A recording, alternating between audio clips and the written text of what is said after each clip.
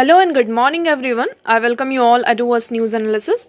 Today is 11 July 2023 and we are going to discuss important news and articles from the Hindu newspaper. So let's see what important news we got today to discuss. So before starting the video, for PDF join Telegram channel Eduverse News Analysis. Link आपको description box में provided है. Make sure video को last तक देखें so that सारी important news आपकी यहाँ पर कवर हो. तो चलिए स्टार्ट करते हैं और देखते हैं आज हमें क्या क्या डिस्कस करना है. Now first article is rains continues to pound north India toll rises to 25. अब आप सभी को पता है नॉर्थ इंडिया में आप कंटिन्यूसली यहाँ पे न्यूज भी सुन रहे होंगे कि नॉर्थ इंडिया में आपका यहाँ पर अगर आप स्पेशली देखेंगे दिल्ली, हिमाचल प्रदेश, उत्तराखंड एंड हरियाणा, चंडीगढ़ में जो मानसून सीजन है, आपका जो मानसून है, बारिश जो ये हो रही है वो कंटिन्यूसली में हो रही है और इवन इसके कारण बहुत ज्यादा आपको डिजास्टर भी देखने को मिल रहा है. तो आप यहाँ देखेंगे 300 people including tourists stranded in Lahul Spiti and Kulu district of Himachal Pradesh. Extensive damage of highways, power station, water supply system. PM speak to CM सुखू. अब यहाँ पे बहुत ज्यादा आपका क्या हो रहा है, डैमेज हुआ है. जैसे कि हाईवेज का यहाँ पे डैमेज हुआ है, आपने देखा होगा न्यूज में भी कल देखा होगा कि जो रोड थी वो पूरी तरीके से इसमें लैंडस्लाइड हुए हैं. जो पावर स्टेशन है उसमें यहाँ पे डैमेज हुआ है. वाटर सप्लाई जो सिस्टम है उसमें बहुत बड़ा डैमेज हुआ है, जिसके कारण लोगों को अब यहाँ पे पानी तक की भी क्या हो रही है, असुविधा हो रही है. इसी के चलते हमारी जो प्राइम मिनिस्टर नरेंद्र मोदी जी हैं उन्होंने हिमाचल प्रदेश के जो सीएम है उनसे बातचीत की है और यहाँ पे जो इवैक्यूएशन के प्रोग्राम्स है वो चलाए जा रहे हैं कि जो पीपल वहां पे लोग फंसे हुए हैं तो उन्हें जल्द से जल्द इवैक्यूएट किया जाए. और ये भी कहा जा रहा है कि अगर जब तक आपको जरूरत ना हो आप घर से बाहर ना निकलें. ओके, तो अब देखिए ये ऐसा हो क्यों रहा है. हम बात कर रहे हैं नॉर्थ इंडिया की, तो नॉर्थ इंडिया में ये जो मानसून का इफेक्ट है सबसे ज्यादा क्यों देखने को मिल रहा है. तो इसका मेन रीजन क्या हो सकता है, आप सभी को पता है मेन रीजन आपका क्या है, ग्लोबल वार्मिंग. ये जो ग्लोबल वार्मिंग है ये मेन रीजन है जिसके कारण यहाँ पे जो हमें डिस्टर्बेंस देखने को, जो हमारा रेन पैटर्न है उसमें डिस्टर्बेंस देखने को मिल रहा है. पहला रीजन तो ये हो गया. दूसरा, हमने यहाँ पे हर जगह कंक्रीट कर दिया है, हर चीज को हमने यहाँ पे कंक्रीट हो गया है जो अर्बनाइजेशन के थ्रू, जिसके कारण जो वाटर है अब वो जाए कहाँ, है ना. जो वाटर है आपका मेनली वो जाए कहाँ, या तो रिवर में जाता था. पहले क्या होता था, आपका कंक्रीट नहीं रहता था, हर जगह सॉइल रहती थी, तो वाटर क्या करता था, सॉइल को मतलब सॉइल वाटर को एब्जॉर्ब कर लेता था, जिससे आपका जो ग्राउंड वाटर लेवल है वो भी इंक्रीज होता था और वाटर मतलब जो फ्लड जैसे सिचुएशन थी वो हमें ज्यादा फेस नहीं करनी पड़ती थी. बट अब चारों तरफ जो कंक्रीट हो गया है तो जो भी बारिश होती है तो पूरा पानी आपका रोड में ही जाता है. ओके, स्पेशली अब तो यहाँ पर आप देख रहेंगे तो जो ये रेन हो रहा है जिसके कारण यहाँ पे जो सतलज, रावी, ब्यास जो रिवर्स है इसमें ओवरफ्लो हो रहा है, स्पेशली जिसका जो इम्पैक्ट है वो हिमाचल प्रदेश, पंजाब एंड हरियाणा में हमें देखने को मिल रहा है. ओके, तो आई होप आपको ये क्लियर होगा. नेक्स्ट बढ़ते हैं. Foxconn pulls out of 19.5 billion chip joint pact with Vedanta. अब आप सभी को पता होगा फॉक्सकॉन क्या है, एक ताइवान की हॉन्गकॉन्ग टेक्नोलॉजी ग्रुप है. ठीक है, इसके साथ हमारा एक पैक्ट साइन हुआ था वेदांता ग्रुप के साथ कि हम क्या करेंगे, यहाँ पे 28 नैनोमीटर जो है 28 नैनोमीटर सेमी कंडक्टर्स का यहाँ पे क्या किया जाएगा, एक जो प्लांट है गुजरात में, इसका जो प्लांट है उसको फैब्रिकेट किया जाएगा. ओके, बट अभी क्या हुआ है, in order to explore more diverse development opportunities according to mutual agreement Foxconn has determined it will not move forward on the joint venture with Vedanta. तो यहाँ पर फॉक्सकॉन ने ये कहा कि हमें क्या करना है, जो एक तरीके से जो डाइवर्स डेवलपमेंट अपॉर्चुनिटीज हैं उसे एक्सप्लोर करना है. इसलिए हम क्या कर रहे हैं, यहाँ पर जो वेदांता के साथ हमारा जॉइंट वेंचर था उससे हम पुल आउट कर रहे हैं, मूव आउट कर रहे हैं. तो देखिए हमारा यहाँ पे क्या है, एक तरीके से ऐसा क्यों हो रहा है, इसका मेन रीजन क्या हो सकता है ना. जो ताइवान बेस्ड यहाँ पर जो ये कंपनी थी, मतलब टेक्नोलॉजी ग्रुप था, इसका मेन रीजन क्या हो सकता है, क्यों उसने पुल आउट किया. तो उन्होंने ये रीजन दिया कि यहाँ पर हमें क्या है, हमारे पास और भी डाइवर्स डेवलपमेंट अपॉर्चुनिटीज हैं, हमें उन्हें क्या करना है, एक्सप्लोर करना है. ड्यू टू दैट हम क्या कर रहे हैं, यहाँ पर ये जो आपका हमारा जॉइंट वेंचर था वेदांता ग्रुप के साथ, उसके साथ हम यहाँ पे क्या कर रहे हैं, पुल आउट किया जा रहा है. ओके, अब चलिए बढ़ते हैं हमारे क्वेश्चन की तरफ और देखते हैं हमारा कल का क्वेश्चन क्या था. तो हमारा कल का क्वेश्चन था what is are the advantages of zero tillage in agriculture. यहाँ पर जो जीरो टीलेज है उसका एग्रीकल्चर में क्या एडवांटेजेस है, यहाँ पे कई लोगों ने आंसर दिया था और इसी तरीके से आप लोगों को क्या करते जाना है, आंसर करना है, पार्टिसिपेट करना है. ओके, तभी हमें क्या मिलेगा, यहाँ पर ज्यादा पार्टिसिपेट करेंगे तो आपकी जो चीजें हैं वो कंटिन्यूसली क्लियर होंगी. पहले हम देख लेते हैं व्हाट इज जीरो टीलेज. यहाँ पे जीरो टीलेज के बारे में देखते हैं कि आपका ये जो जीरो टीलेज है वो है क्या. ओके तो यहाँ पर आप देखेंगे zero tillage is a process of agriculture that promotes conservation agriculture. Zero tillage आपकी एक ऐसी प्रोसेस है एग्रीकल्चर का जो किसको प्रमोट करता है, आपका कंजर्वेशन एग्रीकल्चर को प्रमोट करता है। इसमें क्या क्या आ जाते हैं आप देखेंगे, here the soil is not tilted and left with least 30% of cover over soil which may be previous crop. When wheat seeds are sown in a soil using happy seeders the rice stalk act as a mulch. तो यहाँ पर क्या होता है, जैसे कि आपके जो राइस होती है, पहले आपकी राइस की खेती होती है ना, मतलब कि आपका जो चावल होता है उसकी खेती होती है, क्योंकि ये रेनी सीजन में आपकी मेनली होती है, इसमें पानी बहुत ज्यादा चाहिए होता है। तो मानसून सीजन में हम क्या करते हैं, राइस की यहाँ पर खेती करते हैं, इसका एग्रीकल्चर होता है आपका। उसके बाद आप विंटर सीजन में आएंगे, जब विंटर सीजन आता है तो उस टाइम पर हम क्या करते हैं, वीट की आपकी खेती होती है। ओके तो जब यहाँ पर राइस के बाद आपका राइस की पूरी जो कटिंग वगैरह होती है वो सारी हो जाती है, तो राइस के जो रेसिड्यूज होते हैं वो सॉइल में बचते हैं। तो हम क्या करते हैं, या तो उसको बर्न कर देते हैं, है ना, उसको मेनली बर्न ही किया जाता है, जिसके कारण हम देखते हैं बहुत ज्यादा क्या होता है, पॉल्यूशन होता है। इसलिए हम क्या लेकर आए हैं, अब जीरो टिलेज फार्मिंग लेकर आए हैं, जिसके थ्रू हम ये करेंगे कि जो सॉइल है, तो देखिए here the soil is not tilted and left with the least 30% of cover with the soil which may be previous crop. तो यहाँ पर हम सॉइल को क्या करेंगे, टिल्ट नहीं करेंगे। आप देखेंगे उसको आपने देखा होगा जब हम फार्मिंग करते हैं तो यहाँ पर हल के थ्रू जो होता है, और आपका आजकल तो ट्रक आ गया है, ट्रैक्टर्स आ गए हैं, जिसके थ्रू यहाँ पर क्या की जाती है, पूरी चीजें की जाती हैं। तो सॉइल को यहाँ पर उसको टिल्ट किया जाता है। तो यहाँ पर ये कहा जा रहा है कि हम उसको टिल्ट नहीं करेंगे, जो भी प्रीवियस क्रॉप थी उसको रिमेन रहने देंगे सॉइल में, जो कि क्या करेगा, जो राइस के स्टॉक्स होंगे वो एक तरीके से मल्च का काम करेंगे आने वाली क्रॉप के लिए। मतलब जो राइस के जो रेसिड्यूज बचे हैं उसको हम वहां से हटाएंगे नहीं, तो इसमें क्या होगा, जो वीट की जब हम आपकी खेती करेंगे तो एक तरीके से वो मल्च की तरह यहाँ पर काम करेगा। It is not prevent harmful gases and release when substances are burn, also provided enhance nutrient and moisture holding capacity of the soil.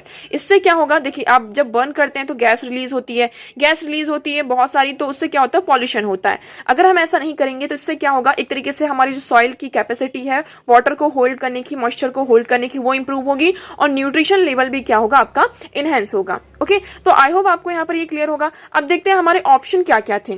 तो sowing of wheat is possible without burning the residue of previous crop. तो हाँ, ये option आपका क्या हो जाता है, right हो जाता है, कि हम यहाँ पर क्या कर सकते हैं, जो प्रीवियस क्रॉप थी उसके जो रेसिड्यूज थे उसको बर्न किने मतलब उसको हम बर्न नहीं करें, उसके बाद भी हम क्या कर सकते हैं, जो वीट है आपकी उसकी खेती कर सकते हैं। तो आपका पहला ऑप्शन यहाँ पर क्या हो जाता है, करेक्ट हो जाता है। सेकंड हम देखते हैं, without the need for nursery of rice sapling direct planting of paddy seeds in the wait soil is possible. तो यहाँ पर हम डायरेक्ट प्लांटिंग भी कर सकते हैं, आपका सेकंड ऑप्शन भी सही हो जाता है। Carbon sequestration in the soil is possible, यहाँ पर कार्बन सिक्वेस्ट्रेशन भी सॉइल में पॉसिबल हो जाता है। तो आपका राइट ऑप्शन क्या होता है, ऑप्शन डी 1 2 3, है ना। आपके तीनों जो स्टेटमेंट है वो यहाँ पर जीरो टिलेज एग्रीकल्चर से रिलेटेड वो सारे यहाँ पर क्या है, सही हैं। आप देख सकते हैं, एक बार एडवांटेजेस देख सकते हैं क्या क्या है, residue management, time and labour saving. देखिए अब क्या होता था, जैसे कि पुरानी जो आपकी प्रीवियस क्रॉप की जो रेसिड्यूज हैं उसको हटाने में बहुत ज्यादा टाइम लग जाता था, लेबरिंग कॉस्ट भी लगता था, तो उससे क्या कर सकता है, ये प्रिजर्व कर सकता है। ये कार्बन सिक्वेस्ट्रेशन करता है। Zero tillage help in sequestration of carbon in the soil by reducing the rate of carbon dioxide release from the soil. ये क्या करता है, जैसे आपकी सॉइल में जो कार्बन डाइऑक्साइड है उसको रिलीज होने से क्या करता है, बचाता है। तो एक तरीके से किसका काम करता है, आपका कार्बन सिक्वेस्ट्रेशन का काम करता है। सॉइल कंजर्वेशन में आपका डायरेक्ट सीडिंग भी हम यहाँ पर अलाउ करता है, क्या आपका जीरो टिलेज एग्रीकल्चर। ओके तो आई होप आपको ये जो टॉपिक है वो भी यहाँ पर पूरा क्लियर होगा। अब इससे रिलेटेड कोई भी क्वेश्चन अगर आपको फर्दर आता है तो मैं ये उम्मीद करती हूँ कि आप लोग उसको सॉल्व कर सकते हैं।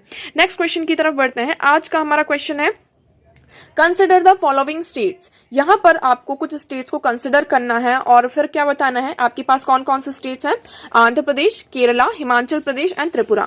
How many of the above are generally known as tree producing state. आप लोगों को ये बताना है कि इन चारों स्टेट में से, ये जो आपके पास 4 स्टेट्स दिए गए हैं, इसमें से टी प्रोड्यूसिंग स्टेट कौन से हैं।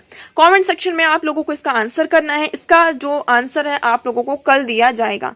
ओके तो सभी लोग इस क्वेश्चन का आंसर करेंगे। नहीं पता है तो आप लोगों को पता है कि यहाँ पर क्या करना है ना। आपके पास जो भी रिसोर्सेस है आप उनसे पढ़िए, उनकी हेल्प लीजिए और उसके बाद आप इस क्वेश्चन का आंसर करेंगे। तो वीडियो को पॉज करें, क्वेश्चन को रीड करें एंड देन कमेंट सेक्शन में सबको यहाँ पर क्या करना है, आंसर करना है। ओके नेक्स्ट क्वेश्चन की तरफ बढ़ते हैं। आज का हमारा नेक्स्ट क्वेश्चन है, कंसिडर द फॉलोइंग स्टेटमेंट। यहाँ पर आपके पास कुछ स्टेटमेंट दी गई हैं और उन स्टेटमेंट्स को आपको रीड करना है, पढ़ना है और उसके बाद ये बताना है कि कौन सी स्टेटमेंट इसमें से सही है और कौन सी स्टेटमेंट आपकी यहाँ पर गलत है। तो आपकी पहली स्टेटमेंट है, the Montagu Chelmsford reform of 1919 recommended granting voting rights to all women above the age of 21। जब यहाँ पर आपका चैम्सफोर्ड रिफॉर्म आता है 1919 में, क्या उन्होंने ये रिकमेंड किया था कि जितने भी वुमेन है 21 उनकी ईयर अगर उन्होंने अबव द एज ऑफ 21 है तो उनको राइट दिया था, मतलब वोटिंग राइट दिया था या नहीं? ये स्टेटमेंट राइट है या रॉन्ग, ये आप लोगों को बताना है। उसके बाद है, the government of India act 1935 give women reservation seat in the legislature. क्या गवर्नमेंट ऑफ इंडिया एक्ट 1935 ने लेजिस्लेचर जो आपका था उसमें विमेन के लिए क्या सीट रिजर्व की थी या नहीं की थी? तो इन दोनों स्टेटमेंट से कौन सी स्टेटमेंट आपकी सही है और कौन सी स्टेटमेंट गलत है? क्या दोनों स्टेटमेंट सही हैं या फिर दोनों स्टेटमेंट आपकी यहाँ पर गलत हो जाती हैं? तो आप लोगों को कॉमेंट सेक्शन में इसका आंसर करना है, वीडियो क्लास में आपको इसका आंसर दिया जाएगा। आगे बढ़ते हैं। अब हमारा एडिटोरियल सेक्शन में आप आएंगे, यहाँ देखेंगे तो हमारा फर्स्ट आर्टिकल है, AI's distributive economic impact as India. अब यहाँ पर हम बात करें किसकी? आर्टिफिशियल इंटेलिजेंस की। अब ये आर्टिकल देखिए कई बार आ चुका है और हमने कई बार आर्टिफिशियल इंटेलिजेंस को डिस्कस भी किया है। तो इसके जो इंपॉर्टेंट पॉइंट्स इस आर्टिकल में भी देखिए, आर्टिफिशियल इंटेलिजेंस के कुछ पॉजिटिव इम्पैक्ट बताए हैं, क्या क्या इफेक्ट हो सकते हैं आर्टिफिशियल का अगर हम अडॉप्ट करते हैं, और इसके कुछ एडवर्स मतलब नेगेटिव इम्पैक्ट भी यहाँ पर बताए गए हैं। ठीक है, तो यहाँ पे कुछ नेगेटिव इम्पैक्ट है। उसके बाद इंडिया के पास क्या क्या अपॉर्चुनिटीज हैं उसके बारे में यहाँ पर डिस्कस किया गया है। ओके, तो हम एक एक करके यहाँ पे सारी चीजों को डिस्कस करेंगे। पहले हम देखते हैं व्हाट इज आर्टिफिशियल इंटेलिजेंस। तो आप यहाँ पर देखिए, आपके पास यहाँ पर डेफिनेशन है, आप इसको रीड कर सकते हैं। यहाँ पर आप देखेंगे, artificial intelligence is the branch of computer science concern with the making computers behave like humans. Artificial क्या है? आपकी कंप्यूटर साइंस की एक ब्रांच है जो किससे यहाँ पे कंसर्न है कि हम कंप्यूटर्स को ऐसा बनाएं कि वो ह्यूमंस की तरह बिहेव करें, है ना। मतलब हम यहाँ पे मशीन्स का क्या कर रहे हैं, यूज कर रहे हैं कि वो इस तरीके से, जैसे ह्यूमन बींग्स होते हैं, हमारे ह्यूमन बींग्स की यहाँ पे थिंकिंग कैपेसिटी होती है, किसी भी एक्शन को, उनकी जो प्रॉब्लम डिसीजन मेकिंग कैपेसिटी हो गई, आपकी प्रॉब्लम सॉल्विंग हो गई, लर्निंग, तो ये सारी चीजें हम किस में लेकर आए? कंप्यूटर्स में लाए। ओके, तो इसे ही हम कहते हैं क्या? Artificial intelligence. Artificial intelligence refers to the ability of machines to perform cognitive task. यहाँ पर क्या है, हम मशीन्स को क्या कर रहे हैं, उनको इस तरीके से बना रहे हैं कि वो क्या कर सके, जो कॉग्निटिव टास्क हैं like thinking, perceiving, learning, problem solving and decision making, तो ये सारे जो टास्क हैं वो उसको क्या कर सके, परफॉर्म कर सके। कौन? आपकी एक मशीन। Initially conceived as a technology that could mimic human intelligence. पहले स्टार्टिंग में से हम क्या कहते थे कि ये क्या करेगा, जो ह्यूमन इंटेलिजेंस है उसको मिमिक करेगा। अब हम बात करते हैं पॉजिटिव्स की। आर्टिफिशियल इंटेलिजेंस को अगर हम अडॉप्ट करते हैं, आपने यहाँ पर बहुत सुना होगा चैट जीपीटी के बारे में, यहाँ पे चैट बॉट के बारे में आपने सुना होगा। तो अगर हम इनका अडॉप्शन करते हैं तो इससे हमें क्या क्या बेनिफिट्स हो सकते हैं? ठीक है, तो देखिए, साइबर सिक्योरिटी में इसका आपका बहुत ज्यादा पॉजिटिव इंपैक्ट निकल सकता है। हेल्थ सेक्टर में आपका इसका इंपैक्ट देखने को मिल सकता है, इसके पॉजिटिव एस्पेक्ट्स यहाँ पर देखने को मिल सकते हैं। कैसे देखने को मिल सकते हैं? जैसे कि हम जो डिसीज है ना, उनको अच्छी तरीके से डायग्नोस कर सकते हैं आपकी जो मशीन लर्निंग के थ्रू। यहाँ पर क्या होते हैं, जो डॉक्टर्स होते हैं आपके 24/7 तो अवेलेबल नहीं हो सकते हैं, तो यहाँ पर जो आर्टिफिशियल इंटेलिजेंस है इसका यूज हम करके क्या कर सकते हैं, जो पेशेंट्स हैं उनको मॉनिटर किया जा सकता है ना। जब भी उनको इमरजेंसी है तो उस टाइम पर आर्टिफिशियल इंटेलिजेंस का हम यूज कर सकते हैं। एजुकेशन सेक्टर में आप सभी को पता है कि एजुकेशन सेक्टर में आर्टिफिशियल इंटेलिजेंस का कितना ज्यादा यूज होता है। जैसे कि आपके वेरियस, आजकल देखा होगा आपने, सारे जो आपके हो गए क्या, ऑनलाइन प्लेटफॉर्म होता है, तो उन्हें मतलब मैनेज करने के लिए, एडमिनिस्ट्रेट करने के लिए, जैसे कई बार क्या होता है, जैसे ऑनलाइन आपका कोई भी प्लेटफॉर्म है, अगर आपको वहां पर कोई भी क्वेरी है तो आपके पास, आपने देखा होगा एक चैट बटन होता है जहां पर आप चैटिंग कर लेते हैं कि आपके पास ये प्रॉब्लम है। तो एक तरीके से यहाँ पर हम आर्टिफिशियल इंटेलिजेंस को लेकर आ सकते हैं, जो कि ऑनलाइन प्लेटफॉर्म में अगर कोई भी प्रॉब्लम होती है, हमें कोई भी क्वेरी होती है, तो हम ये चैट बोर्ड का यूज करके क्या कर सकते हैं, उन क्वेरीज को सॉल्व किया जा सकता है। तो एजुकेशन सेक्टर में हो गया आपका, बिजनेस सेक्टर में, मैन्युफैक्चरिंग सेक्टर में, legal sector, finance sector, gaming में, इंटेलिजेंस रोबोट की अगर हम बात करें, स्पीच रिकॉग्नाइजेशन में, कि जो हम यहाँ पे जो डीप फेक्स होते हैं आपके, है ना, डीप फेक्स हैं, जो स्पीच रिकॉग्नाइजेशन है, इसमें हम आर्टिफिशियल का इंटेलिजेंस का यूज कर सकते हैं।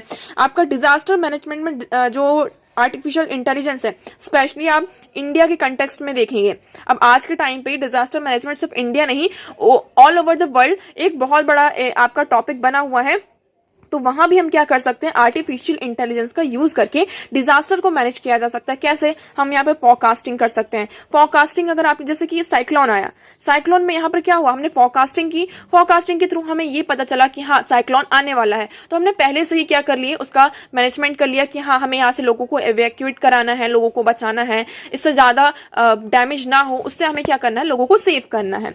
Artificial intelligence can be use to automate government process. यहाँ पर हम गवर्नेंस में भी क्या कर सकते हैं, आर्टिफिशियल इंटेलिजेंस का यूज कर सकते हैं। तो ये कुछ पॉजिटिव्स हैं आपके आर्टिफिशियल इंटेलिजेंस में, आप इजीली इनको यहाँ पर लिख सकते हैं। अब हम नेगेटिव्स की बात करते हैं। नेगेटिव्स में क्या होगा, जॉब लॉसेस। देखिए एक हद तक तो हमें, देखिए पूरी तरीके से तो जॉब लॉस नहीं होगा। हम यहाँ पर कोई भी मशीन आ जाए, जो ह्यूमन की एक कैपेसिटी होती है, थिंकिंग कैपेसिटी होती है, क्योंकि मशीन्स को भी ह्यूमन बींग्स ने ही बनाया है। ओके तो ह्यूमन बींग्स को टोटली तो यहाँ पर रिप्लेस नहीं कर सकती मशीन, बट एक हद तक हम यहाँ पर क्या देखते हैं कि जॉब लॉस आपका होगा। आपके जो रोबोट्स होंगे वो बॉस होंगे, यहाँ पे कुछ आपको ह्यूमन एरर भी देखने को मिल सकता है। इसका हम अगर गलत तरीके से यूज करें, आर्टिफिशियल इंटेलिजेंस का अगर हम गलत तरीके से यूज करते हैं, तो आपके जो ह्यूमन एरर्स हैं वो आपको देखने को मिल सकते हैं। इसका जो कॉस्ट है, अगर जो डेवलपिंग कंट्रीज हैं उन्हें अडॉप्ट करने में प्रॉब्लम आ सकती है, बिकॉज इसका जो कॉस्ट है, टेक्नोलॉजी है, वो बहुत ज्यादा हाई है। Not ethical to replicate humans, और देखिए ये एथिकल भी नहीं है। अगर हम एथिकल पॉइंट ऑफ व्यू से देखते हैं तो ये जो ह्यूमन बींग्स को आप रेप्लिकेट कर रहे हैं, तो ये पूरी तरीके से अनएथिकल प्रैक्टिस है। कैन नॉट रेप्लिकेट ह्यूमंस, हाँ ये ह्यूमंस को रेप्लिकेट नहीं कर सकता है। ह्यूमन क्या कर सकता है, ह्यूमन ने ही इसको बनाया है, तो ह्यूमन इसको डिस्ट्रॉय भी कर सकता है। एक जो ह्यूमन बींग की थिंकिंग कैपेसिटी है उसको ये मैच नहीं कर सकता है। नो ओरिजिनल क्रिएटिविटी, आपके पास देखिए कोई ओरिजिनल क्रिएटिविटी नहीं आएगा। आर्टिफिशियल इंटेलिजेंस मशीन है आपकी, तो आपने जो उसको कमांड दिया वो सिर्फ उसको ही फॉलो करेगा, या फिर उससे थोड़ा बहुत आपने उससे आगे बढ़कर कर लिया, बट एक तरीके से जो ओरिजिनल क्रिएटिविटी है वो आपके सामने यहाँ पर नहीं आएगी। आपका सबसे बड़ा जो है इसका नेगेटिव इम्पैक्ट इसमें देखने को मिल सकता है प्राइवेसी एंड सिक्योरिटी पर। ओके आपके यहाँ पे जो साइबर अटैक्स होते हैं, आपने देखा होगा साइबर अटैक, आप इसमें एग्जांपल लिख सकते हैं। यहाँ पे जो डीप फेक्स है, हमने कितनी बार यहाँ पे डीप फेक्स के बारे में, आपका जो फॉल्स मिस इन्फॉर्मेशन जो यहाँ पे आपकी स्प्रेड की जाती है, लेक ऑफ ट्रांसपेरेंसी, आपके यहाँ पे जो ट्रांसपेरेंसी है उसमें भी आपको यहाँ पर क्या देखने को मिलेगा, कमी देखने को मिलेगी। तो ये कुछ नेगेटिव्स हो गए। अब इंडिया की बात करते हैं, तो इंडिया में NITI Aayog has issued some guidelines documents on AI issues such as national strategy for AI and the responsible AI for all reports. तो यहाँ पर जो भी आपके मतलब एआई से रिलेटेड यहाँ पे इश्यूज हैं उसको कौन हैंडल कर रहा है, आपका नीति आयोग हैंडल कर रही है। वो सारे गाइडलाइंस यहाँ पे डॉक्यूमेंट करती है। Emphasis social economic inclusion innovation and trustworthiness, तो यहाँ पर क्या किया जा रहा है, आपका social economic inclusion innovative and trustworthiness की यहाँ बात की जा रही है। अब देखिए यहाँ पर हमने पॉजिटिव्स और नेगेटिव्स के बारे में बात कर ली। अपॉर्चुनिटीज फॉर इंडिया, देखिए इकोनॉमी को अगर हमारी बूम करना है, कई जगह आप देखेंगे, आप यूएस का एग्जाम्पल ले सकते हैं, चाइना का एग्जाम्पल ले सकते हैं, यूके का एग्जाम्पल ले सकते हैं। उनकी जो जीडीपी में ग्रोथ आया है वो किसकी वजह से आया है, जब से उन्होंने आर्टिफिशियल इंटेलिजेंस को अडॉप्ट किया है। हमने यहाँ पे भी पॉजिटिव्स और नेगेटिव्स की बात करी, तो यहाँ पर ये कहा जा रहा है ठीक है हमको पॉजिटिव्स और नेगेटिव्स फेस करने को मिल सकता है, बट एक तरीके से आर्टिफिशियल इंटेलिजेंस क्या कर सकता है, हमारी इकोनॉमी को बूस्ट कर सकता है। यहाँ पे सबसे बड़ा एग्जाम्पल दिया गया है कि report suggest that greatest economic gains from artificial intelligence come from India. यहाँ पर जो सबसे ज्यादा इकोनॉमिक गेन किसको मिल रहा है, चाइना को मिल रहा है, जिसने आर्टिफिशियल इंटेलिजेंस का यूज किया। उसकी जो इकोनॉमी है जीडीपी में यहाँ पे 26% क्या हुआ है, बूस्ट हुआ है। तो इंडिया में देखिए हमने यहाँ पे एक्सेप्ट करते हैं जब से कोविड-19 पेंडेमिक आया है, तो हमें आर्टिफिशियल इंटेलिजेंस के यहाँ पर जो एडवांटेजेस हैं वो देखने को मिले हैं। तो यहाँ पर एक बहुत अच्छी अपॉर्चुनिटी है जिसमें हम क्या कर सकते हैं, आर्टिफिशियल इंटेलिजेंस का यूज कर सकते हैं। तो artificial has speed into every aspect of global economy and its effect on productivity and growth is being seen in the optimistic way. Views on the artificial effect of artificial on the labor market and its impact on society are gloomy, with 70% of American experts in an IGM survey agreeing that artificial could create deep challenges for society. हाँ हम ये कहते हैं कि society में artificial intelligence कुछ challenges लेकर आएगा, बट एक तरीके से ये हमारी इकोनॉमी को भी क्या करेगा, बूस्ट करेगा। ओके तो हमें विथ रेगुलेशंस के साथ यहाँ पर क्या होना होगा, आर्टिफिशियल इंटेलिजेंस को यूज करना होगा, है ना, जिससे हम क्या कर सके, हमारी इकोनॉमी में इसका बेनिफिट ले सकें। तो आई होप आपको ये आर्टिकल पूरा क्लियर होगा। अब हम बढ़ते हैं नेक्स्ट आर्टिकल की तरफ।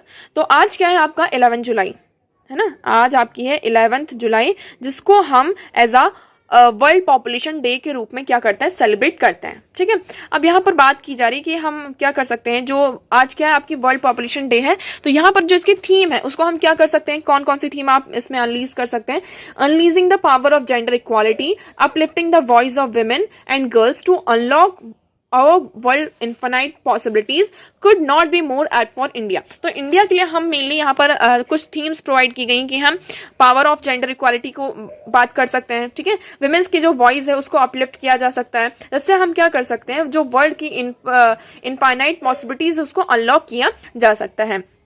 अब इंडिया का अगर when we unlock the full potential of women and girls, encouraging and nurturing their desires for their families and themselves, we galvanize half of leadership idea, innovation, creativity available to society. अब देखिए, हम India क्या है आपकी बहुत ज्यादा populace country आज के टाइम पे बन चुका है, लार्जेस्ट पॉपुलस कंट्री, उसमें से विमेन्स भी हैं आपकी, है ना। बट हम देखते हैं विमेन आज के टाइम पे बहुत अच्छा परफॉर्म कर रही हैं। यहाँ पर आप देखेंगे नेशनल फैमिली हेल्थ सर्वे आया है जिसमें ये कहा जा रहा है कि just 10% of women in India independently able to take decision about their own health.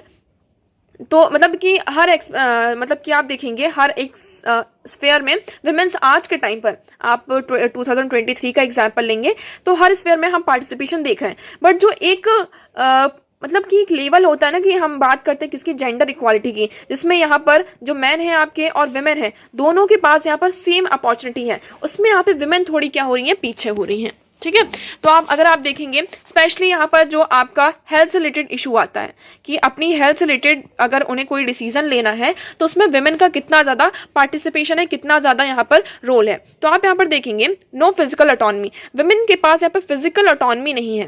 Physical autonomy की अगर हम बात करते हैं, नेशनल फैमिली हेल्थ सर्वे का डेटा है आपके सामने, उसमें ये कहा जा रहा है कि 10% of the women in India are independently able to take decisions और देयर ओन हेल्थ। यहाँ पर सिर्फ आपकी इंडिया में सिर्फ 10% विमेन ही हैं, ऐसी विमेन है जो कि अपनी डिसीजन मतलब कि अपनी हेल्थ के बारे में क्या डिसीजन उन्हें लेना है वो ले सकती हैं, सिर्फ 10%। आप देख सकते हैं 11% of women believe that marital violence is acceptable if a women refuses to have sex with her husband. यहाँ पर 11% जो विमेन्स हैं वो इसको एक्सेप्ट करती हैं कि जो आपका मैरिटल वायलेंस होता है वो एक्सेप्टेबल है ना, क्योंकि यहाँ पर अगर विमेन क्या करती है, रिफ्यूज करती हैं अपने हस्बैंड के साथ सेक्स के लिए, तो यहाँ पर उनके साथ क्या होता है, वायलेंस होता है, आप सभी को पता है। ठीक है, तो यहाँ पर सिर्फ 11% वुमेन ही क्या करती है, इसमें बिलीव करती हैं कि ये जो सारी चीजें हो रही हैं वो सही हो रही हैं। तो मतलब हम ये क्या देख रहे हैं कि एक तरीके से देखिए हम यहाँ पे प्रोग्रेस तो कर रहे हैं, हम वर्ल्ड पॉपुलेशन डे यहाँ पे सेलिब्रेट कर रहे हैं,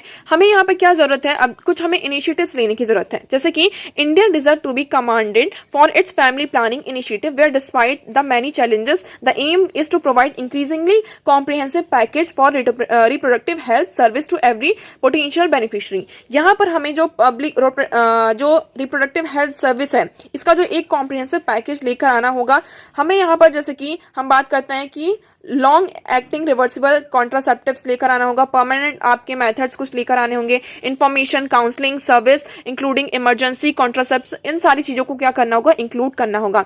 और विमेन्स को यहाँ पे एक तरीके से ऑटोनॉमी देनी होगी कि रिप्रोडक्टिव सिस्टम में, है ना, रिप्रोडक्टिव जो उनकी हेल्थ है उस पर वो खुद डिसीजन ले सके कि उनको अगर फैमिली प्लानिंग करनी है, आगे उनको बच्चा चाहिए या नहीं चाहिए, तो इसमें किसका मेन रोल होना चाहिए, विमेन्स का रोल होना चाहिए। तभी हम क्या कर सकते हैं, इस स्फीयर में आगे बढ़ सकते हैं। ठीक है, जिसमें मेरे यही कहा जा रहा है। अब देखिए अगर हम इंडिया की बात करते हैं तो हमने यहाँ पे बर्थ में सिग्निफिकेंटली इंडिया में क्या हो रहा है, कंटिन्यूसली इंक्रीज हो रही है। ओके, बट एक तरीके से जो इम्प्रेसिव आपकी जो ग्रोथ हो रही है, इंप्रेसिव ग्रोथ के साथ हम इसमें बात कर रहे हैं, हमें एक पॉपुलेशन स्टेबलाइजेशन की जरूरत नहीं है, हमें यहाँ पे पॉपुलेशन डायनामिक्स की जरूरत है based on reproductive choice of the people. तो पीपल की जो यहाँ पे रिप्रोडक्टिव चॉइस है उस बेसिस पर हमें पॉपुलेशन को स्टेबलाइज नहीं करना है, पॉपुलेशन को डायनामिक बनाना है। ओके, जिससे हम क्या कर सकते हैं, देखिए अगर हम ये देखते हैं, advancing gender equality is not just about women's but also about population as a whole. अगर हम यहाँ पे जेंडर इक्वालिटी को प्रमोट करते हैं तो ये सिर्फ विमेन्स के बारे में नहीं है, ये पूरी पॉपुलेशन को आप देखेंगे उसके बारे में है। आप देखेंगे in ageing society that worry about labour productivity, achieving gender parity in the workforce is the most effective way to improve workout and income growth, and in countries experiencing rapid growth women's empowerment through education and family planning can bring enormous benefit by the way of human capital and inclusive economic development. यहाँ पर अगर हम gender equality लेकर आते हैं तो इससे क्या होगा, हमें विमेंस को जो हमारी रैपिड ग्रोथ हो रही है, जैसे कि अगर सिर्फ आपका जो लेबर सेक्टर उसमें हमने जो आदमी है उनको यहाँ पे एम्प्लॉय किया, बट एक टाइम पीरियड ऐसा आ जाता है जो आपकी एजिंग सोसाइटी है, यहाँ पर धीरे धीरे आपकी एज बढ़ेगी तो आपका जो प्रोडक्टिविटी है, लेबर की प्रोडक्टिविटी वो इंक्रीज होगी. अगर हम जेंडर पैरिटी को लेकर आते हैं, वर्क फोर्स में हम मैन के साथ साथ यहाँ पे विमेन्स को भी क्या करते हैं, इंक्लूड करते हैं, तो इससे क्या होगा, विमेन एक तरीके से जो आउटपुट है इनकम ग्रोथ होगी, है ना. और ये हम कैसे कर सकते हैं, विमेन्स को एम्पावर करके, उन्हें एजुकेशन प्रोवाइड करके, फैमिली प्लानिंग में उनका जो डिसीजन है उसको इनकॉर्पोरेट करके, इन सारी चीजों को हम क्या कर सकते हैं, लेकर आ सकते हैं. तो देखते हैं यहाँ पे India has a significant opportunity to advance gender equality and grow its economy. India के पास आज के टाइम पे बहुत अच्छी अपॉर्चुनिटी है कि वो क्या कर सकता है, जेंडर इक्वालिटी को और जो इसकी इकोनॉमी को उसको ग्रोथ में यहाँ पर ला सकता है. ओके, तो आई होप आपको यहाँ पर क्लियर होगा. तो इसमें यही कहा जा रहा है कि अगर आपको यहाँ पर अपना फ्यूचर क्लियर करना है तो हमें जेंडर इक्वालिटी पर, जेंडर इक्वालिटी और उसकी सेंटर ग्रोथ, उनके जो विमेंस के जो राइट्स हैं, उनकी जो चॉइस प्रोमिसेस हैं, उस पर यहाँ पे फोकस करना होगा. कि देखिए, women's life at every stage from child birth to adolescence to maturity, इन सारे स्टेज पर हमें क्या करना होगा, जेंडर इक्वालिटी को इंश्योर करना होगा. तभी हम क्या कर सकते हैं, हमारी जो इकोनॉमी है ना, और उसको यहाँ पर बूस्ट किया जा सकता है. हर एक स्फीयर में विमेन का अगर पार्टिसिपेशन होगा तो उसमें क्या होगा, वो हर स्फीयर में उनको एक तरीके से जेंडर इक्वालिटी मिलेगी और आपकी इकोनॉमी में भी क्या देखने को मिलेगा, बूस्ट देखने को मिलेगा. ओके, तो आई होप आपको ये आर्टिकल क्लियर होगा. अब हम आगे बढ़ते हैं हमारे नेक्स्ट आर्टिकल की तरफ. तो नेक्स्ट आर्टिकल इज,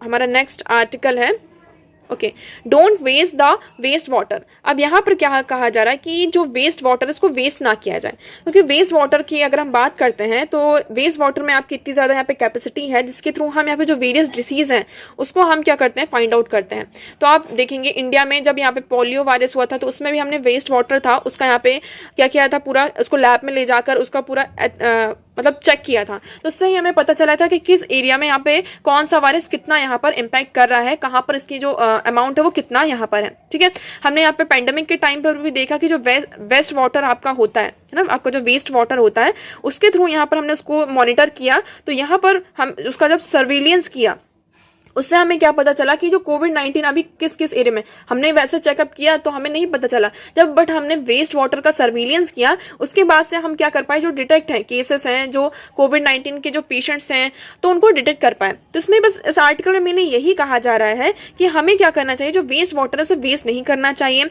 और इसका हम जो हमारा हेल्थ डिपार्टमेंट्स है, गवर्नमेंट है, उसमें हम क्या कर सकते हैं, इस वेस्ट वाटर का ज्यादा से ज्यादा हम यूज करके हम जो डिसीजेस हैं उसको क्या किया जाता है, उसका सर्विलियंस किया जा सकता है और उसका हम पता लगा सकते हैं. तो आप यहाँ पर देखेंगे लेनेस की यहाँ पे रिपोर्ट आई है जिसमें उन्होंने ये कहा कि promise of using waste water for public health surveillance, this strategy originally propose more than 80 years ago to monitor the spread of polio virus within the communities. ये कब आपकी ये जो स्ट्रेटेजी है आपकी वेस्ट वाटर को surveillance करना, उसे मॉनिटर करना, ये आपकी आती है 80 साल पहले, जब इंडिया में पोलियो वायरस जो उसको बहुत ज्यादा यहाँ पे स्प्रेड हो रहा था. तो उस टाइम पर यहाँ पे वेस्ट वाटर जो सर्विलियंस है उसको लेकर आया जाता है. इवन कोविड-19 के टाइप में भी आप देखेंगे इस अप्रोच को हमने अपनाया जिसका हमें बहुत अच्छा बेनिफिट देखने को मिला. बट अब हम क्या कर सकते हैं, देखिए ये जो इनोवेशंस हैं इसको आप सभी को पता है कि G20 हमारे पास, इंडिया के पास क्या है आज के टाइम पे, G20 की लीडरशिप है. तो इंडिया के पास क्या एक बहुत अच्छी अपॉर्चुनिटी है जिसमें हम बात करते हैं किसकी, ग्लोबल हेल्थ की. तो हम किस तरीके, अब पेंडेमिक भी आया और उस टाइम से अगर हम ग्लोबल हेल्थ की बात करें तो ये हमारे लिए बहुत ज़्यादा इंपॉर्टेंट टॉपिक बन जाता है. तो यहाँ पर हम क्या कर सकते हैं, पब्लिक हेल्थ सर्विलेंस को इन्हेंस करने के लिए वेस्ट वाटर जो सैम्पलिंग है उसके जो इसेंशियल कंपोनेंट्स हैं हेल्थ इंफ्रास्ट्रक्चर में, तो उसको हम एडवोकेट किया जा सकता है. उसके लिए हम फॉरम प्रोवाइड कर सकते हैं, है ना, कि इसको कैसे एडवोकेट करना है. यहाँ पे हम लीड कर सकते हैं, lead the way for integrated public health surveillance offering a model that is alert, predictive, responsive and robust with the dedicated public health and management cadre driving implementation. India can realise this vision. तो यहाँ पर India के लिए बहुत अच्छी opportunity है कि वो क्या कर सकते हैं कि जो वेस्ट वाटर सर्विलियंस है इसको यहाँ पर मीडिया उसके साथ साथ वेस्ट वाटर के साथ यहाँ पर डिसीज सर्विलियंस और उसके साथ साथ हम सोशल मीडिया सर्विलियंस और ऑक्यूपेशनल हेल्थ सर्विलियंस को इंक्लूड करके यहाँ पर हम एक इनोवेटिव फॉरम्स को लेकर आया जा सकता है. ओके, तो आई होप आप इसमें देखिए इतना ज़्यादा कुछ भी नहीं था, सिर्फ यही बताया गया है कि यहाँ पर वेस्ट वाटर जो सर्विलेंस है, हमें वेस्ट वाटर को भी वेस्ट नहीं करना चाहिए। ओके, नेक्स्ट बढ़ते हैं। Now next article is about global south. इसका ओरिजिन कैसे होता है और इसका सिग्निफिकेंस क्या है आज के टाइम पर अगर हम देखें। ग्लोबल साउथ का नाम सुनते हैं तो आपके माइंड में क्या आता है सबसे पहले? ठीक है, देखिए ग्लोबल साउथ की अगर हम बात करते हैं, आपका ये वर्ल्ड है, आपका ये ग्लोब है, ठीक है, ये आपका 2 पार्ट्स में डिवाइड है। एक आपका आ जाता है यहाँ पे नॉर्दर्न हेमिस्फीयर और दूसरा आता है आपका सदर्न हेमिस्फीयर। सदर्न हेमिस्फीयर में बात करते हैं, जो भी आपकी कंट्री सदर्न हेमिस्फीयर में है, इंडिया और चाइना तो आपके नॉर्दर्न हेमिस्फीयर में आते हैं, बट स्टिल अगर हम बात करें तो मोस्टली जो आपकी सदर्न हेमिस्फीयर में कंट्रीज हैं वो यहाँ पर क्या कहलाती हैं? ग्लोबल साउथ की तरह इसका मतलब इनका नाम आता है। अगर हम ग्लोबल साउथ की बात करते हैं, सबसे पहले जब आपका 1969 में इस वर्ल्ड को जो ग्लोबल साउथ है, आप यहाँ पर देखेंगे global south appears to have been first use in 1969 by the political activist Carl Oglesby. तो यहाँ पे कार्ल ऑगलिसबाय के थ्रू यहाँ पर इसको यूज किया गया था। तो उन्होंने यहाँ पे जब वियतनाम वॉर चल रहा था तो उस वॉर में उन्होंने ये कहा था कि culmination of history of northern dominance over the global south. यहाँ पर जो आपकी नदर्न हेमिस्फीयर की जो कंट्रीज हैं वो क्या कर रही हैं? ग्लोबल साउथ पर यहाँ पे डोमिनेंस स्टैब्लिश कर रही हैं। ओके, फिर यहाँ पर आपका सोवियत यूनियन का ब्रेकडाउन होता है 1991 में। उसके बाद यहाँ पर जो सेकंड वर्ल्ड है, पहले आपका क्या चलता था? First world, second world and third world. First world में आपकी कौन सी कंट्रीज आती थी? जो भी की आपकी कैपिटलिस्ट नेशन थे वो आपके फर्स्ट वर्ल्ड में आते थे। सेकंड वर्ल्ड में हम बात करते हैं जितने भी आपके सोशलिस्ट नेशन थे, है ना, जो सोवियत यूनियन के द्वारा लेड किए जाते थे, उसे हम थर्ड वर्ल्ड कहते थे, सॉरी सेकंड वर्ल्ड कहते थे। थर्ड वर्ल्ड की बात करते हैं, जितने भी आपके डेवलपिंग नेशंस थे और जो भी नेशन आपके उस टाइम पे कॉलोनाइज थे तो उन्हें हम क्या कहते थे? थर्ड वर्ल्ड कंट्रीज कहते थे। अब यहाँ पर सोवियत यूनियन का डिसइंटीग्रेशन होता है 1991 के बाद। तब से ही जो सेकंड वर्ल्ड का कॉन्सेप्ट है वो एक तरीके से ब्रेक डाउन हो जाता है। अब आपका क्या बचता है यहाँ पर? सिर्फ आपकी जो डेवलप्ड और डेवलपिंग कंट्रीज है, ये वाला आपका यहाँ पर कॉन्सेप्ट आ जाता है। ओके, कि यहाँ पर आपकी 3 कंट्रीज हो गई, एक डेवलप्ड हो गई, एक डेवलपिंग कंट्रीज हो गई और दूसरी हो गई अंडर डेवलप्ड कंट्रीज। ओके, इसको यहाँ पे बहुत ज्यादा क्रिटिसाइज भी किया जाता है। फिर उसके बाद धीरे धीरे ये जो ग्लोबल साउथ का टर्म है वो बहुत ज्यादा यूज होने लगता है। तो देखिए, the term global south is not geographical. यहाँ पर जो टर्म ग्लोबल साउथ है कोई जियोग्राफिकल नहीं है कि मतलब आपका जो सदर्न हेमिस्फीयर में, उस हेमिस्फीयर में जितनी भी कंट्रीज आती हैं तो उसे हम ग्लोबल साउथ की तरह रेफर करें, ऐसा कुछ नहीं है। यहाँ पर जो ग्लोबल साउथ है आपका जियोपॉलिटिकल टर्म है। जियोपॉलिटिकल टर्म में अगर हम बात करते हैं तो ग्लोबल साउथ में आपका चाइना और इंडिया भी इंक्लूड होता है। तो यहाँ पर जियोपॉलिटिकल के अगर टर्म में देखेंगे तो it uses denote a mix of political, geopolitical and economic communities between Nations. तो यहाँ पर क्या है, नेशंस का यहाँ पे क्या पॉलिटिकल उनका जो स्फीयर है वो कैसा है, उसके बाद यहाँ पे जियोपॉलिटिकल स्टेटस उनका देखा जाता है। इकोनॉमिक स्टेटस के बेसिस पर यहाँ पर हमने क्या किया है? ग्लोबल साउथ को डिनोट किया है। ओके, अगर आप देखेंगे जो ग्लोबल साउथ की इकोनॉमी के बारे में अगर आप देखेंगे तो स्पेशली यहाँ पर आप देखेंगे 2030 तक, 21st सेंचुरी में यहाँ पे जो वेल्थ है उसमें शिफ्ट होता हुआ नजर आ रहा है। ओके, अब यहाँ पर अगर हम थर्ड वर्ल्ड की बात करते हैं, थर्ड वर्ल्ड में आपकी जो मेजरली कंट्री आती है, कौन सी आती हैं? अंडर डेवलप कंट्रीज आती है, मतलब उन्होंने फुली अपने आप को क्या किया है? इंडस्ट्रियलाइज नहीं किया है, तो वो आपकी आती है किसमें? थर्ड वर्ल्ड कंट्रीज में आती हैं। अब हम 21st सेंचुरी की बात करते हैं तो अभी क्या हो रहा है? नेशन में जो वेल्थ है वो शिफ्ट हो रहा है।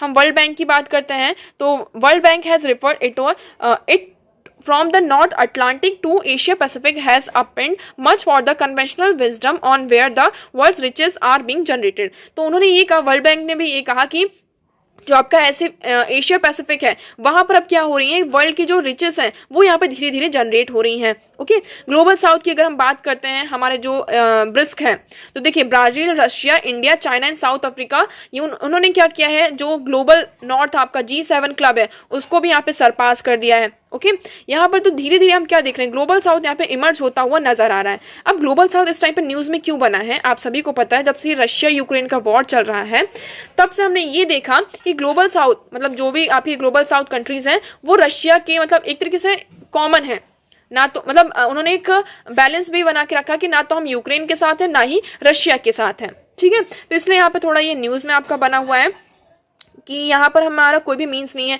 इसी के चलते हमने यहाँ पर देखा था कि जो हमारा नॉन अलाइनमेंट मूवमेंट होता है उसमें भी यहाँ पर जो ग्लोबल साउथ की जितनी भी कंट्रीज थे उन्होंने इसको यहाँ पे पार्टिसिपेट किया था। नॉन अलाइनमेंट आपका जो मूवमेंट होता है। तो देखिए global south on a March this economic shift has gone hand in hand with enhanced political visibility. Countries in the global south are increasingly asserting themselves on the global scene, but it's China brokering to Iran and Saudi. अब देख रहे हैं यहाँ पर हम कि global south जो countries है उनका जो असर्ट है ग्लोबल सीन में वो बहुत ज्यादा हो रहा है। चाइना का आप एग्जांपल ले सकते हैं। चाइना ने अभी क्या किया है, मतलब कि जो ग्लोबल साउथ कंट्रीज है उनका जो रोल है ग्लोबल सीन में वो धीरे धीरे क्या हो रहा है, इंक्रीज हो रहा है। चाइना का एग्जांपल हमने लिया कि चाइना ने यहाँ पे क्या किया, ईरान और सऊदी अरेबिया के बीच में ब्रोकर किया है ना, उनका जो एक रीअप्रोचमेंट था। सेकंड हम बात करते हैं किसकी, ब्राजील की। ब्राजील भी आपका ग्लोबल साउथ में आता है। उन्होंने यहाँ पर पुश किया किसकी तरफ कि हमें क्या लेकर आना होगा, यूक्रेन वॉर में पीस प्लान को लेकर आना होगा। तो यहाँ पर एक तरीके से जो पॉलिटिकल पावर है वो शिफ्ट हो रही है। तो आप यहाँ पर देखेंगे south is flexing political and economic, global south is flexing political and economic muscles that developing countries and the third world never had. तो यहाँ पर जो ग्लोबल साउथ है उसका जो एम्बिट है बहुत ज्यादा बड़ा है इन कंपैरिजन टू, हम बात करते हैं किसकी, थर्ड वर्ल्ड कंट्रीज की। जब हम इसको रेफर करते थे as a third world countries, और जब हम इसको डेवलपिंग कंट्रीज के नाम पे इसको वो करते थे। तो आज के टाइम पे आपका जो ग्लोबल साउथ है वो इन दोनों टर्म से बहुत ज्यादा इसका जो एम्बिट है वो बड़ा है। ओके, तो आई होप आपको यहाँ पे क्लियर होगा। अब देखिए ग्लोबल साउथ में बात करते हैं कि ग्लोबल साउथ को लीड कौन करेगा, है ना। क्वेश्चन आता है कि ग्लोबल साउथ को लीड करेगा कौन। तो यहाँ पे आपकी दो कंट्री सबसे ज्यादा आ जाती है आज के टाइम पे, इंडिया, और दूसरी आ जाती है आपकी चाइना। ठीक है, तो अभी तो देखिए कंट्री ज्यादातर इंडिया के ऊपर अलाए कि इंडिया क्या कर सकता है, ग्लोबल साउथ को यहाँ पर लीड कर सकता है ना। और यहाँ पर उनको जो भी उनके इश्यूज हैं उनको जो वर्ल्ड आपके जो बड़े बड़े फॉरम्स है वहां पर ग्लोबल साउथ के जो इश्यूज है, इंटरेस्ट है, उनको लेकर आने सकता है। ओके, आगे बढ़ते हैं। हमारा जो नेक्स्ट आर्टिकल है, अब यहाँ पे आपकी छोटी छोटी कुछ न्यूज है। देखिए मणिपुर में जो वायलेंस है आपका कंटिन्यूसली आपका यहाँ पे बढ़ता ही जा रहा है। तो अभी तक देखेंगे 124 people killed and 17 missing in Manipur violence as of July 4। आज जुलाई 4 से लेकर आप देखेंगे यहाँ पे 142 जो पीपल है उनकी जान जा चुकी है और 17 पीपल यहाँ पे मिसिंग है। उनकी यहाँ पे पूरी जो रिपोर्ट है यहाँ पे FIR वगैरह करवाई जा रही है। ठीक है, उसके बाद आप देखेंगे Supreme Court asked Manipur about the status of stolen public weapon.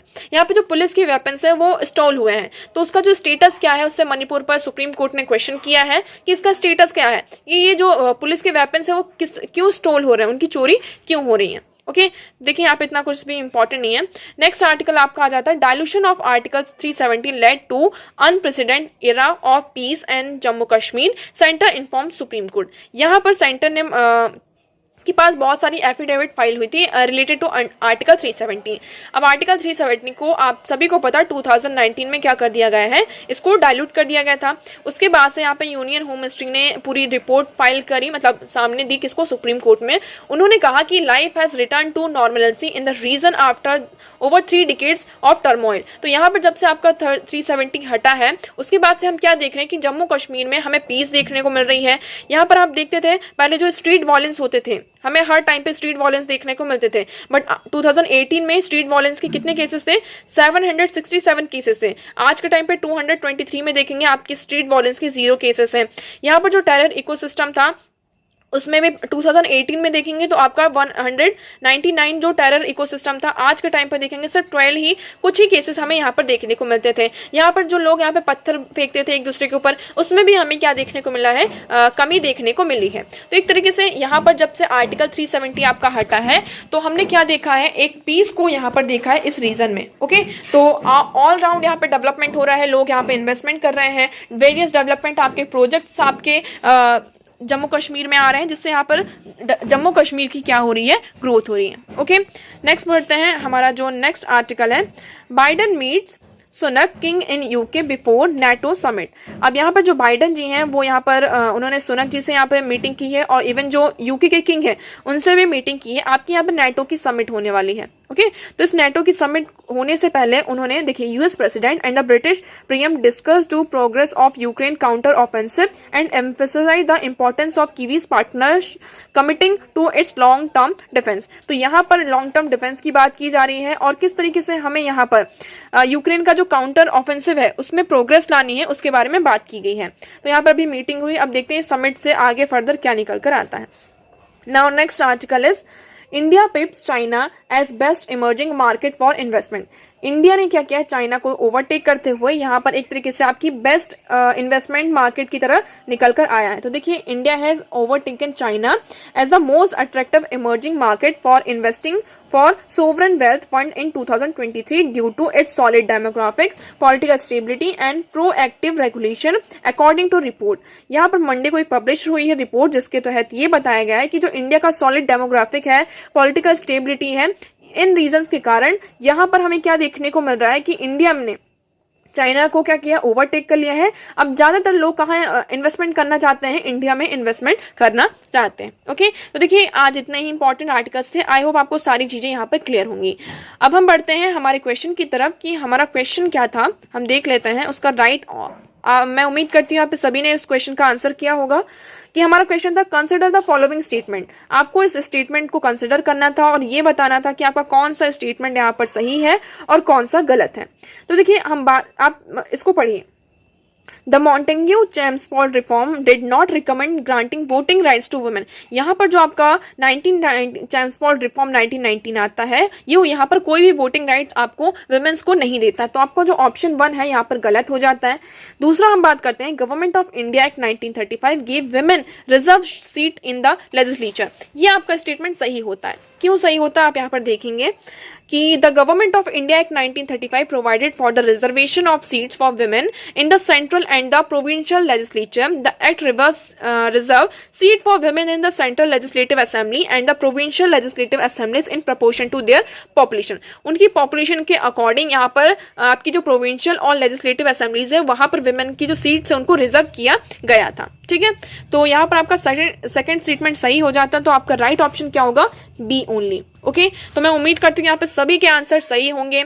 सो आज के लिए इतना ही। आई होप आपको सारी चीजें क्लियर होंगी। अगर आपको कोई भी डाउट है तो आप कमेंट सेक्शन में पूछ सकते हैं। वीडियो कैसा लगा प्लीज कमेंट सेक्शन में एक बार जरूर बताइएगा और वीडियो को लाइक करिएगा, चैनल को सब्सक्राइब करना है। पीडीएफ आपको कहाँ मिलेगी, एडुवर्स न्यूज एनालिसिस। ओके, आप इस चैनल को ज्वाइन कर सकते हैं, वहां पर आपको इसकी पीडीएफ पूरी एनालिसिस की मिल जाएगी। So that's for all today. Thank you so much for discussion.